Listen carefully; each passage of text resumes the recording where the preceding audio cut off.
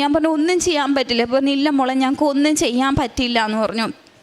എന്നിട്ട് ഞാൻ 4ാമത്തെ നിലയിൽ, ആ ഹോസ്പിറ്റലിൻ്റെ 4ാമത്തെ നിലയിലാണ് ഞാൻ നിൽക്കുന്നത്, NICUവിൽ. അവിടെ നിന്ന് നോക്കുമ്പോൾ ഒരു ഒറ്റ പാളിയുള്ള ഒരു ജനൽ മാത്രമേ ഉള്ളൂ, ഒരു മനുഷ്യനില്ല. ഇത് പറഞ്ഞിട്ട് ആൾ ICUവിൻ്റെ ഉള്ളിലേക്ക് ഡോർ അടിച്ചിട്ട് കയറിപ്പോയി. ഒരു മനുഷ്യനില്ല സഹായിക്കാൻ.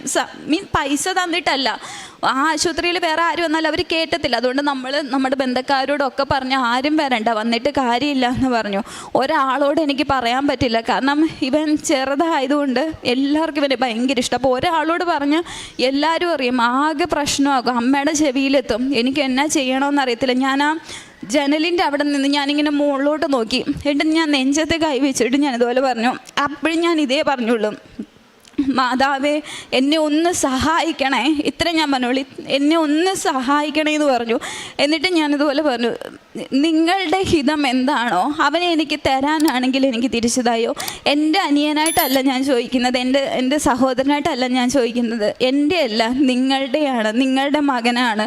നിങ്ങൾക്ക് വേണമെന്നുണ്ടെങ്കിൽ കൊണ്ടുപോയിക്കോ, ഇല്ലയെന്നുണ്ടെങ്കിൽ എനിക്ക് അവനെ തിരിച്ചതായോ എന്ന് പറഞ്ഞു. ഇതിൽ കൂടുതൽ അവനെ ഇനി വേദനിപ്പിക്കല്ലേ എന്ന് പറഞ്ഞു.